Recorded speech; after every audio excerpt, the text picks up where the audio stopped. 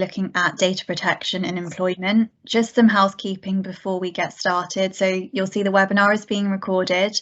It will be circulated afterwards. If you can ensure you're muted throughout the presentation, but if you do have any questions, we will have a short Q&A at the end. So you can either say your question or pop it in the chat box. Just bear in mind that the chat box is public to the other attendees. So if your question is confidential or it's more specific, you may prefer to email us and we will come back to you at the end. In terms of introduction, so I'm Simran Lally, I'm an employment solicitor at Grant Saw. I work with our head of department, Michael Pope, who is also presenting today, and paralegal Lauren Smith. In terms of the work that we do, so we act for employers and we advise on contentious and non-contentious employment law and HR matters. This includes defending employment tribunal claims, advising on redundancies and restructures, advising on TUPE, disciplinary and performance management matters, and drafting and reviewing contracts, staff handbooks and policies. So this webinar is the 5th in our series of monthly webinars, and the recording of all previous webinars is available on request. So, excuse me. So data protection is today's theme, and it is playing an increasing importance in the management of employees. It can be quite difficult to get to grips with the rules and the regulations with data protection, particularly because it is constantly changing, and particularly this year in light of Brexit and the pandemic. Data protection is all about ensuring people can trust you to use their data fairly and responsibly. And the UK data protection regime is set out in the Data Protection Act 2018, along with the UK GDPR.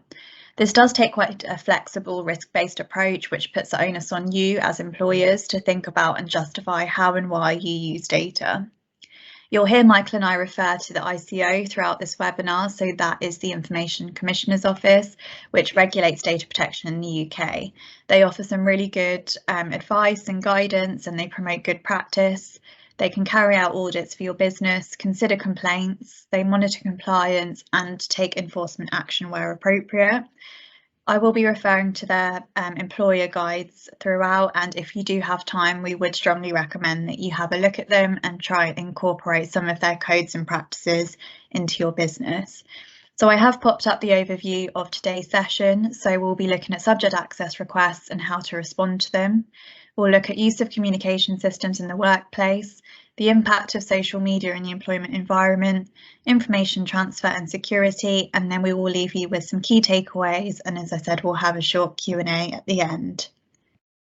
So starting with subject access requests and how to respond to them as an employer.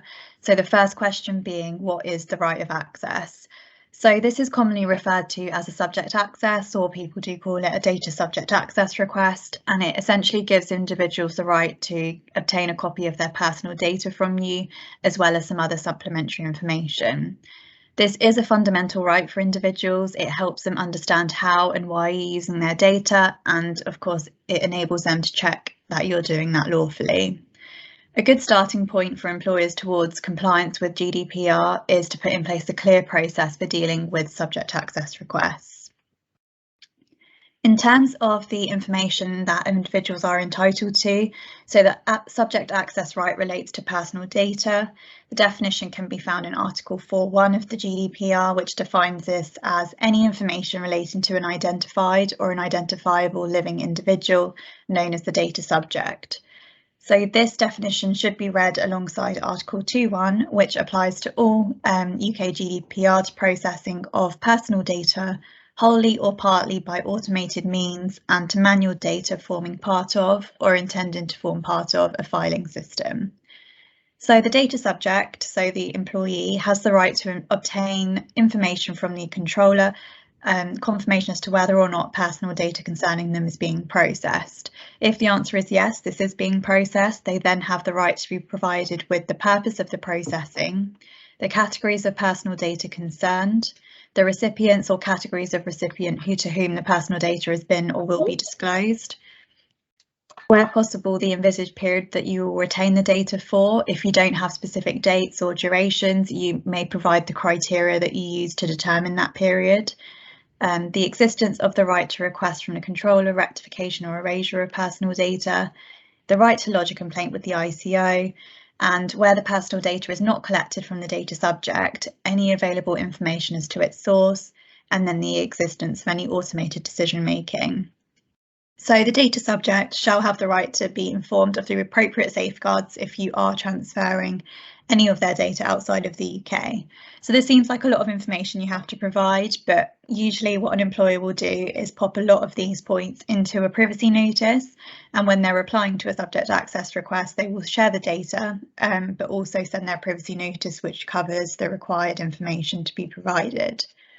The question does arise as to whether individuals can request data about others, and under the rights of access, an individual is only entitled to their own personal data.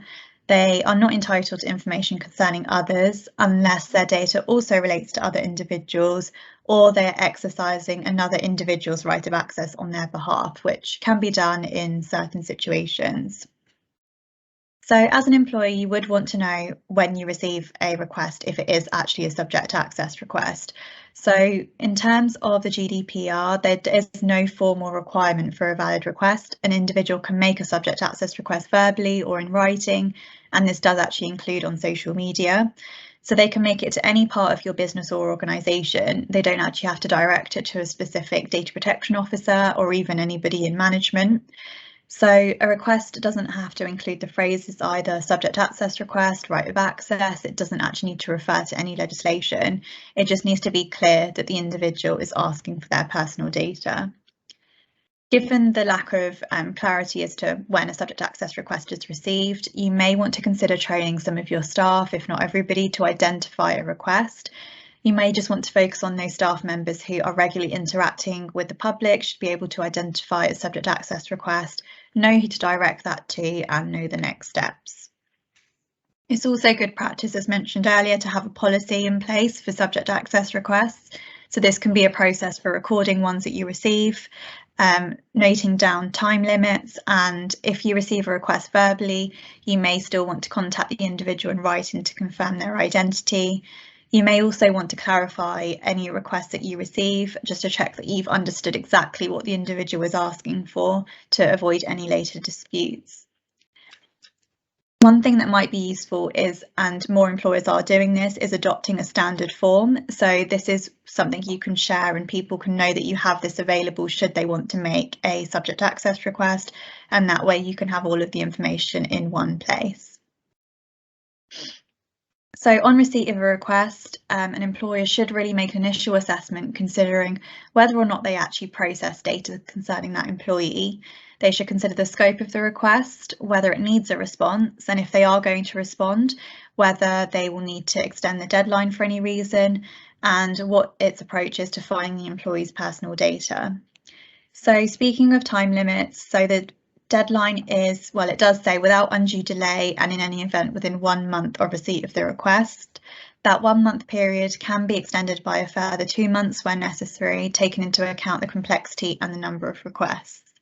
The employer must inform the employee of any such extension, and this must be within 1 month of receipt of the request, together with the reasons for delay. There has been some questions about how to calculate that 1 month period. So you should calculate the time limit from the day you receive the request, the fee, or other requested information, whether this is a working day or not. So if it's received on a Saturday or Sunday, you should still count that in your 1 month. In terms of an extension, you need to consider whether the request is actually complex, and this does depend on the specific circumstances of each case. The size and the resources of your organisation are also likely to be relevant. So you shouldn't have a blanket policy about extending requests. You should look at the specific one in front of you and take into account some of these factors, such as technical difficulties in retrieving the information. For example, you might have data which is electronically archived.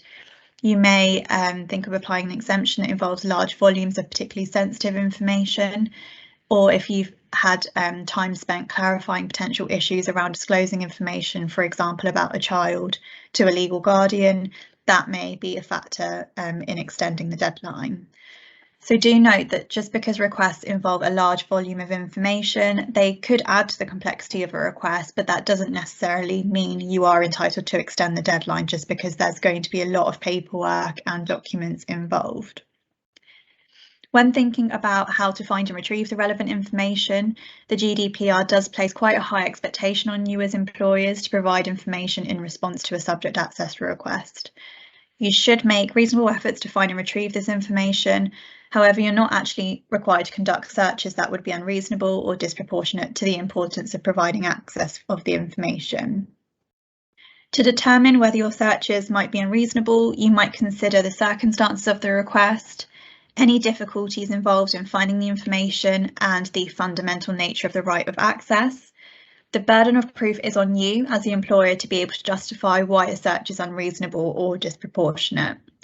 So I mentioned archived information a bit earlier. So the process of accessing electronically archived or backed up data may be more complicated than, of course, your live data. But the GDPR doesn't actually have a technology exemption from the rights of access. So you should have proper procedures in place to find and retrieve personal data that you have electronically archived or backed up. And remember that you cannot retain information indefinitely just because you might find it useful in the future. So it may be more difficult for you to comply with the subject access request if you have kept information longer than you need it. This goes on to the topic of data retention. So you should have in place a policy which sets out the period of time you will be keeping certain information for. In terms of deleted information, the ICO's view is that if you delete personal data that you hold in electronic form by removing it, obviously as far as possible from your computer system, the fact that expensive technical expertise might actually enable you to recreate it doesn't mean that you have to go through these efforts to respond to the subject access request. The ICO are unlikely to seek to take enforcement action against a business or organisation that has failed to use extreme measures to recreate previously deleted personal data. So the useful thing to note is the ICO doesn't require you to use your time and effort in doing that if you are unable to locate deleted documents. So once you've located everything and you've got the information, you might be thinking, how do I send this to the employee or the individual? So you obviously have to provide them with a copy of it, but how you do that does really depend on how they've made the request. If they've made it electronically, it may be sufficient to send it back to them electronically or otherwise. You might want to consider the commonly used electronic formats, and where the information is sensitive, you should ensure that you transfer it to the requester using an appropriately secure method. Again, the onus is on you, so you should provide the information to the individual. You shouldn't necessarily expect them to attend your offices or your premises to collect the information. Also, you shouldn't really expect an employee to have to download any kind of software just to access the documents they've asked for. So there can be circumstances where you might actually refuse to comply with a request. There are certain exemptions. Not all of them apply in the same way. So again, you will need to look at each exemption carefully and see if it applies to the request that you have in front of you. So the exemptions relate to manifestly unfounded or manifestly excessive requests. A request might be manifestly unfounded if the individual clearly has no intention to exercise their right of access. For example, they make a request, but they then offer to withdraw it in return for something or some form of benefit from the organisation. So this might be them submitting a claim and saying, I will withdraw it if you deal with this request.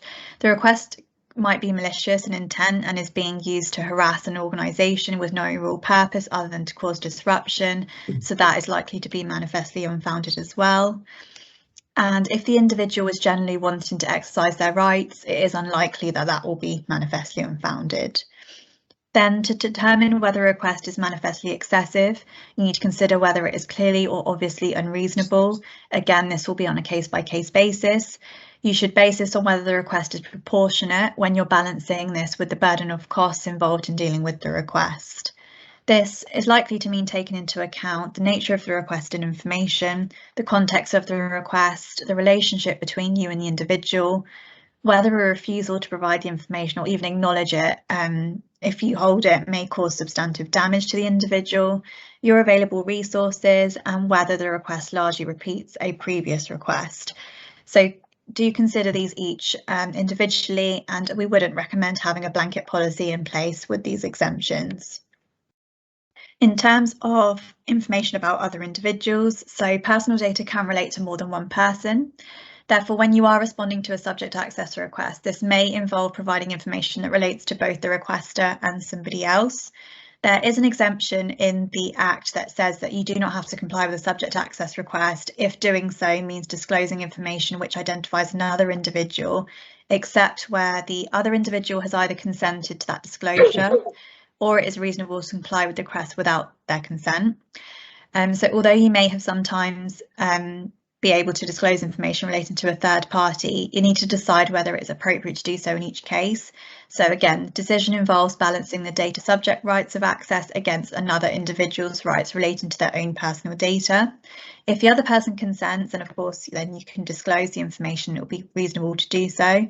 If there is no such consent, you might decide whether you are going to disclose that information anyway. The best way to consider this is likely to go to the ICO guidance. They have a really helpful 3-step process for employers in deciding whether to disclose information about a third party. They do ask that employers ask the following 3 questions. Does the request require disclosing information that identifies another individual? Has the other individual provided their consent? And number 3, is it reasonable to disclose without their consent? So the Act does say that you must take into account all the relevant circumstances, including the type of information that you are disclosing, of course, your duties of confidentiality owed to both parties, any steps that you've taken to get consent, any refusal of consent. And when you're going through all of this kind of decision making and thought making process, do document your answers to these questions, because it's all well and good saying you've received consent, but if there is no evidence of that, then there will be nothing behind that decision making. So always remember your duty of confidentiality when it comes to information about other individuals. And then lastly, in this topic, we look at the ICO enforcement powers. So anyone does have the right to make a complaint to the ICO about an infringement of data protection in relation to their personal data.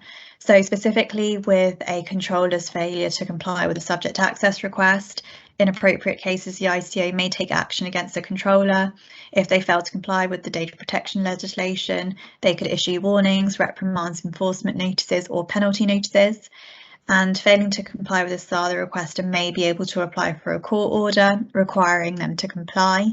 Of course, it is a matter for the court to decide in each particular case whether to make such an order. If there's a situation where the individual or the employee actually suffers damage or distress because they've had their rights infringed and their data protection rights, including by failing to comply with the subject access request, they may be entitled to a claim of compensation, but again, the courts can enforce this right. Then we move on to use of communication systems in the workplace. So this includes all sorts of things like IT equipment, phones, laptops. So the improper and inappropriate use of such equipment and systems in the workplace do carry significant legal and business risks for employers. The one that we are focusing on today is the potential unauthorised disclosure of companies' confidential information. So to start with, I will say that an IT resource or a communication system policy can really help employers reduce this risk, because each business is going to have their own IT infrastructure. Security needs will be different, but generally speaking, if an employee is issued with a laptop or any sort of equipment like a mobile phone, they should be responsible for that equipment allocated to them in respect of data protection, and they should usually not let others use it. With laptops and computers, employees should be encouraged to lock their terminals or log off when leaving it unattended to prevent people accessing it in their absence. So this is not only in the office environment, but of course, if you work from home, maybe in a shared space, you should make sure that employees' laptops are locked and there isn't anybody viewing any of the company's confidential information or client information. In terms of passwords, so the UK GDPR doesn't actually say anything specific about passwords, but individuals are required to process personal data securely by means of appropriate technical and organisational measures, which Michael will speak to you about a bit later. So passwords are commonly used means of protecting data. So passwords should be set up and they should be appropriate. Of course, you should keep a list of the equipment that employees have, and usually IT will know a copy of the password. And do make sure on the termination of employment, for any reason, employers should ensure that details of employee passwords are given to IT and all equipment such as key fobs, cards are returned. In terms of systems and data security, so employees generally should not delete, destroy or modify existing systems, except obviously if it's authorised in the proper performance of their duties. You may wish to advise your employees not to download or install software from external sources without information or authorisation from the IT department. So this can include things like software programs, instant messaging programs, screensavers, photos, video clips, and so on. I know it's less common that people do plug in USB devices, but it refers to things like that. So you shouldn't really be allowing your employees to install anything unless you've given them consent. In terms of gaining access to restricted areas, again, this is business specific, but most businesses now have options where some employees are users, some are administrators, and everybody has different levels of access. So if there is somebody who in their job description, they're able to download software, look around the software and the network, then they should have that sort of access, whereas somebody else might be restricted and can only view certain parts. Employees should also be made aware that when using equipment, whether it's in the office or away from the office, that they're careful with what people can see. So there's been cases about laptops on trains or paper files on trains and in public spaces where client information and confidential information has been visible or it's been overheard. Then looking at computer use in terms of personal use. So some employers tolerate occasional personal emails, telephone calls and internet access and others don't. So again, it really just depends on your business. Once you've made that decision as to what you're going to allow, you should really document that in a policy to say what employees are allowed and what they aren't allowed to do. Encouraging employees to mark personal emails in the subject header as private has been specifically recommended by the ICO, and that's helpful in terms of those employees who might be using their work email addresses for private use, and so they know that their employers shouldn't be reading those emails which have the heading private. You might also want to make your workers and employees aware of the rules about personal information, like I said, by means of a policy, but also when they are issued with certain equipment. So say you give them a mobile or a laptop, at that point you can also remind them of what is expected of them in relation to looking after that piece of equipment and what they can and can't do. The Data Protection Act doesn't actually prevent employers from monitoring, but monitoring must be done in a way which is consistent with the Act. So employers, especially those in the public sector, must also bear in mind Article 8 of the European Convention of Human Rights, which creates a right to respect for private and family life. So the useful document here is Part 3 of the ICO Employment Practice Code. It does contain some really useful guidance on monitoring at work. So if you are doing it already or you're thinking of implementing some kind of monitoring, I would definitely have a look at that practice code. So a failure to comply with any of the ICO's recommendations in the employment practice codes doesn't actually equate to a breach of data protection legislation, but they are relevant parts of the code and can be taken into account if enforcement action is being considered. So you would need a good reason to depart from the code and the points of action that the ICO recommend. So most employers will make some checks on the quality and quantity of work produced by their workers, and to some degree employees and workers expect this. Many employers carry out monitoring to safeguard workers as well as to protect their own interests and those of their customers.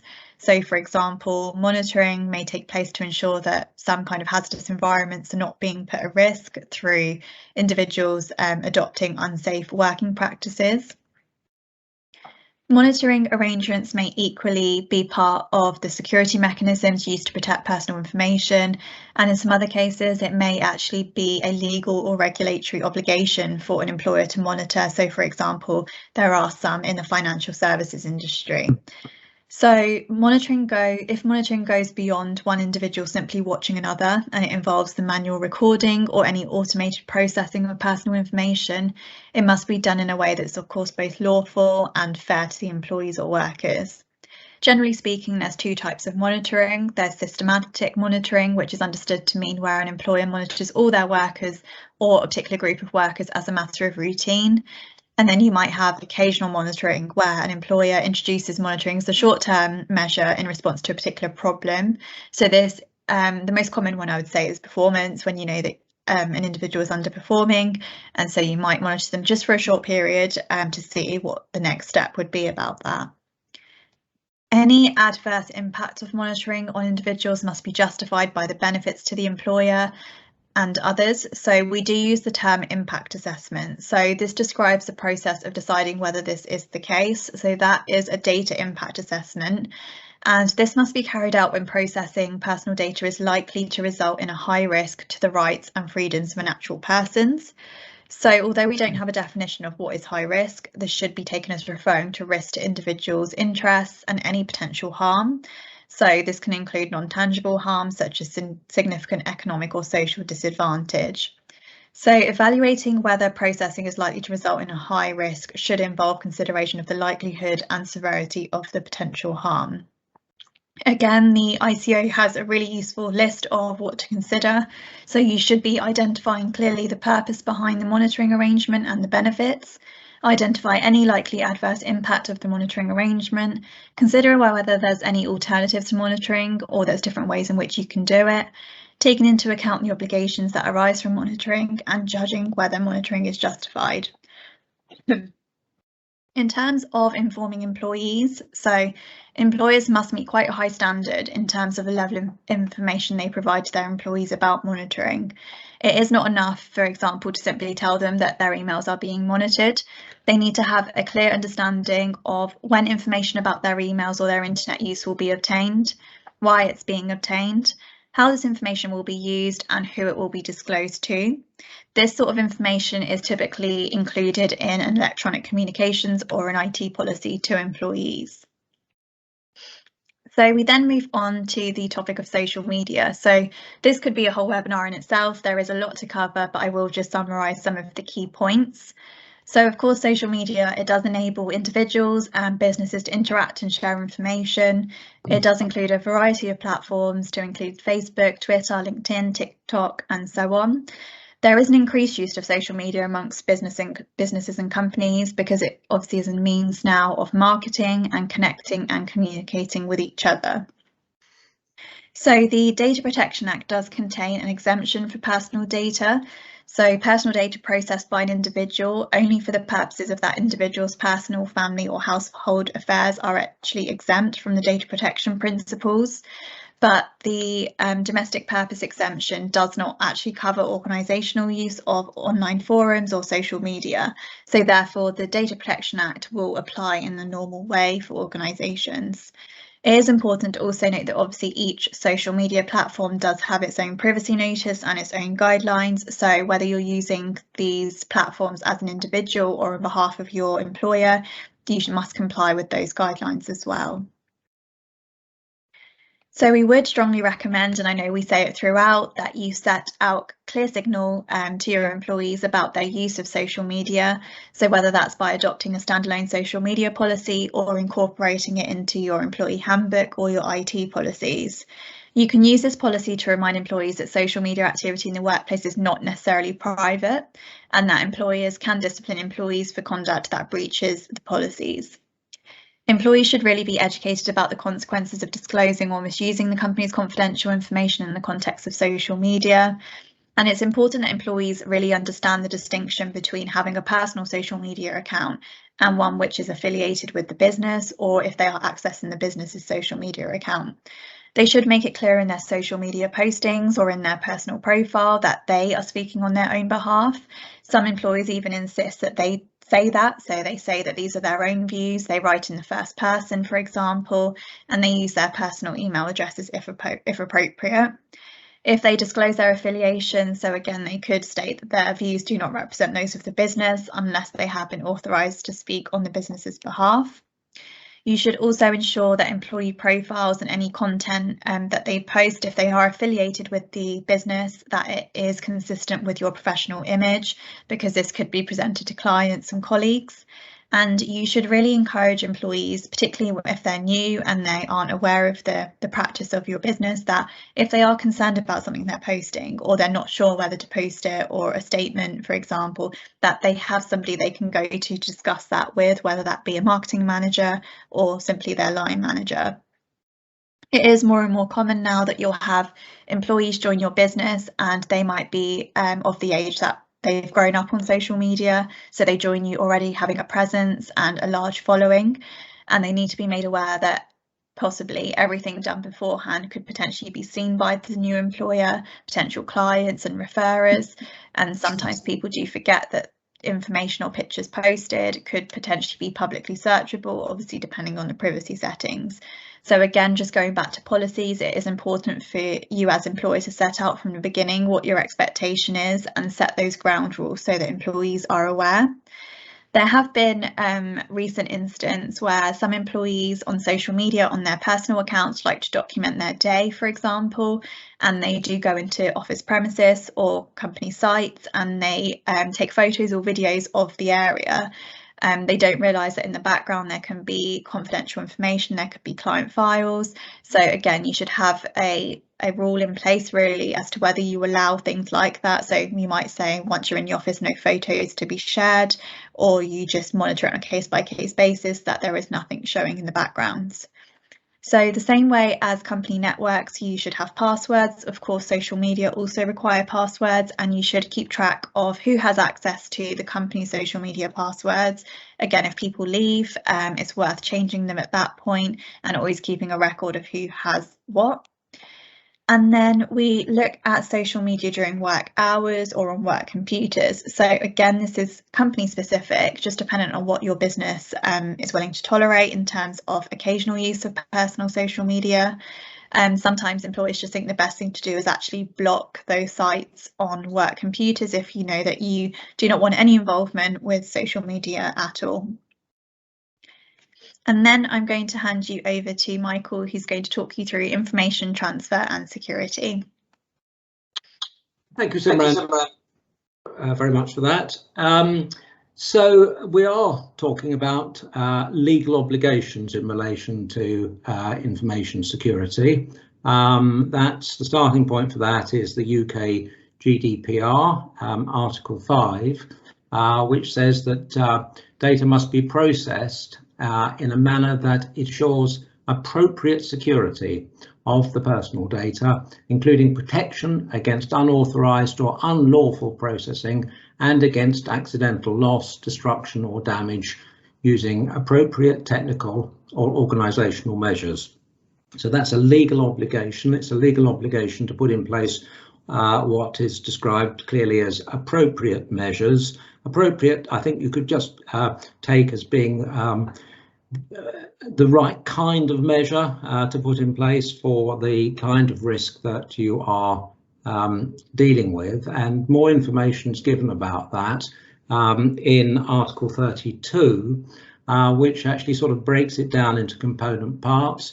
It talks about taking into account the state of the art, so the most up-to-date and appropriate methodologies, the most appropriate technical measures available to you, the cost of that in connection with the size of the organisation and the resources that it has available to put in place those measures, the nature, the scope, the context and the purpose of processing, as well as the risk of the varying likelihood and the severity of the effect on the rights and freedoms of natural persons. So the obligation is placed on the controller and the processor to implement appropriate technical and organisational measures to ensure a level of security appropriate to the risk.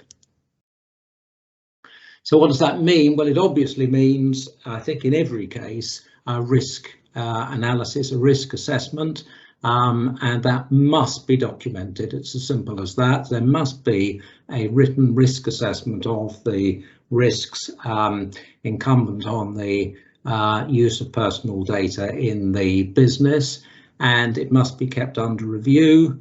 It's a matter for the business to decide how often it needs to review its risk assessment, but it really needs to do that, I would have thought, at least annually, given the fast-moving pace of technological change and the risk of cyber risks, which obviously are evolving almost on a daily basis, and the changes in the nature of the business itself. Now, very good starting point, I think, for the content and approach to risk assessment is to look at the National Cyber Security Centre, which is the government body which has been set up to provide guidance on data security. That has some guidance on risk assessment. It talks about I suppose you could call it even the tension between compliance and security, or certainly the relationship between compliance and security. It says that sort of drives people in the nature of being very defensive to ensure compliance, perhaps rather than being as effective as they might be. But I think in reality, taking a defensive approach is probably the right thing to do to make sure you've covered all the issues. And Simran mentioned earlier on, in the context of monitoring, the idea or the existence of a data protection impact assessment, and there is on the ICO's website a very good template for an impact assessment. Now, impact assessments are only actually legally required if there's a high risk in relation to the data processing, although, to be honest, whilst there is guidance as to what's a high risk, it could really be any kind of risk, whether it's a very serious individual situation or whether it's a lower level of risk to an individual, and possibly even something as minor as something embarrassing arising from a data breach. That might be enough to constitute a high risk. That could in fact trigger an obligation to do an impact assessment. But I think the question really is, why not do one in relation to all risks? Because if you've got that, then it shows a determination on the part of the employer to do as much as it possibly can to address the cyber risks. It is really a question of having the documentation, having the evidence, and getting all of that in place. So there is also, to back this up, the Cyber Essentials programme, which you've probably heard of, which really is the technical side of security. That also is run by the National Cyber Security Centre, and it has a certification process, so you can show that you've been through and have the necessary systems in place to meet those requirements. In some cases, in fact, it's necessary now to win contracts, certainly government contracts, to have a Cyber Essentials plan and certification. But it's also, again, it's a further backup for the employer, for the business, to show that it's addressed the cybersecurity issues in a structured way. You can get insurance, cyber insurance. A lot of people carry that. It's a bit chicken and egg, because you do have to have the appropriate standards in place before the insurers will agree to cover you, but it can be very useful in circumstances where there's been some kind of data breach which leads to disruption within the business, and also in the follow-up to that, where you may very well need legal advice as the employer, as the business owner, to have the issues that follow on from the data breach addressed. So, looking internally, Simran's talked about some of these issues in the context of the employment relationship.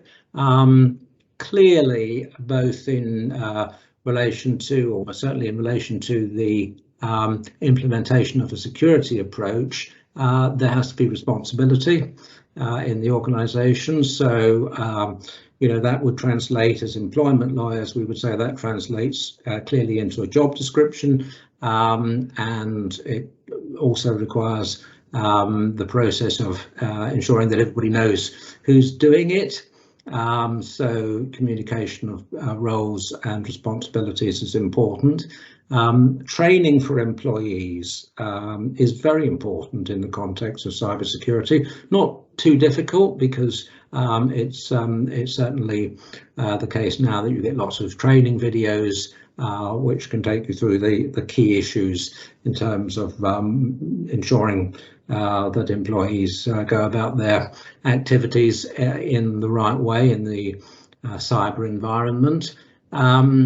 You've got to back this up, obviously, with an enforcement process to ensure that employees don't commit breaches of the data security requirements, and that if necessary you are in a position to use disciplinary measures to show that the organisation does have the will and the means to enforce its security approach.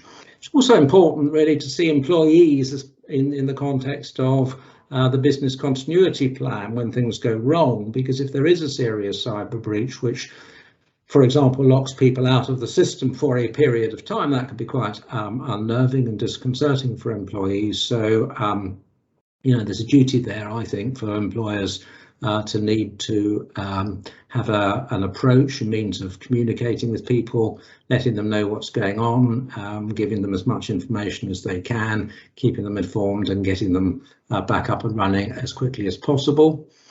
Timran's mentioned the devices, mobile phones and laptops and so on. Very important for the business to identify everything that's in use that has personal data on it. Those should be really part of your impact assessment and your risk assessment to ensure that you know exactly where the data is and where the risks flowing from it are. That's very much the case now in our more distributed working arrangements where people are working from home more. They'll be taking things out of the office, and it isn't just the data on the electronic devices. People may be taking physical files or other paperwork, and it's important that really that's also borne in mind. That certainly can form part of the data processing arrangements. So if employees are taking paper or electronic devices out of the office, then there really need to be clear rules and guidance. Someone needs to think through what are the risks and what is the harm that might arise from some kind of data breach with the data in transit or or off-site from the employer's premises. So, as with anything else really, where there's a plan in place, it should be tested. Of course, people do things like perimeter testing or testing to see whether or not systems can be hacked. Again, that's very much a question of, is there a justification, is there a need for that? It depends on the nature of the business. But certainly auditing us, in any case, auditing your system to have somebody from the outside come in and ask you how it works and is it working as you think it should be working. That could be a worthwhile activity to do from time to time, again, because it all adds to ensure that it can be seen that the business is going about things in a structured and organised way, and that at the end of the day might be the difference between a fine or possibly some legal action against the business and people accepting, well, it's done more or less all it can to try and avoid what has happened. There is, of course, the fact that most businesses will have some kind of data processing arrangement. Some of its data will be processed outside the organisation, and in those cases it's obviously important that there's a legal obligation to have in place a data processing agreement with the third party, and to ensure that the data processor or the joint data controller does what it should do in terms of its obligations under the security requirements. Transferring data out of the country, that really isn't very different to the way it was before Brexit. The requirement has changed very slightly in relation to immigration data, but otherwise it's very much the same, so that the EU requirement on adequacy still applies. The UK and UK GDPR is, as you I suppose should expect, because it's not very different from the way it was before, is treated by the EU as an adequacy situation, and a number of countries outside the EU have had adequacy decisions. That means that their data protection systems are treated as being as good as those in the EU. But there are plenty, of course, who don't meet that standard. And if that is the case, then if you're transferring data to those countries, you need on a case-by-case basis to be sure that there is some form of data security in place, which would be similar to the way it would be in the EU or in the UK, and that there is an enforceable process if the data is breached, if the security rules and requirements are not met. In other words, there has to be a legal system which can back up the rules and give a right of redress. And certainly there is obviously here in the UK, there is a very strong legal process to enforce data protection.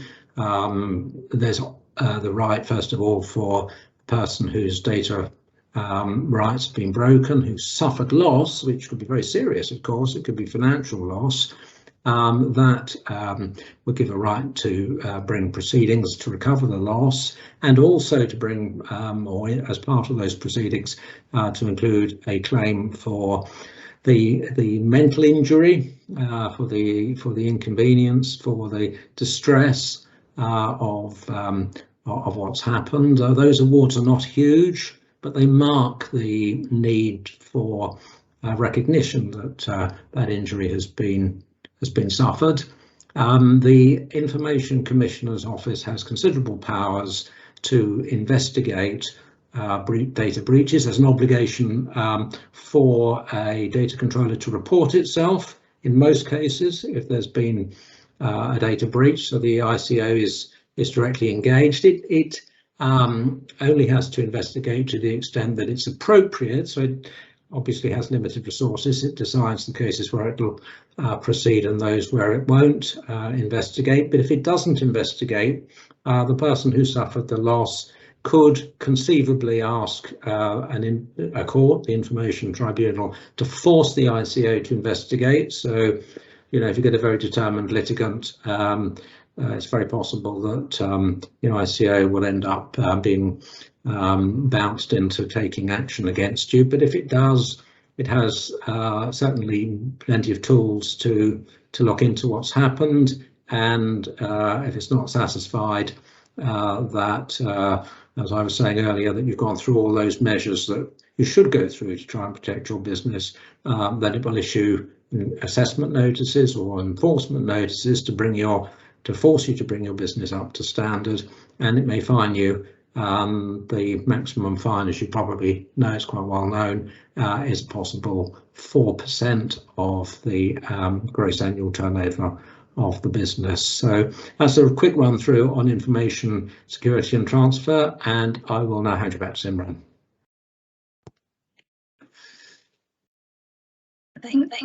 Thank you, Michael. So now we're just with our important points and key takeaways from today's session.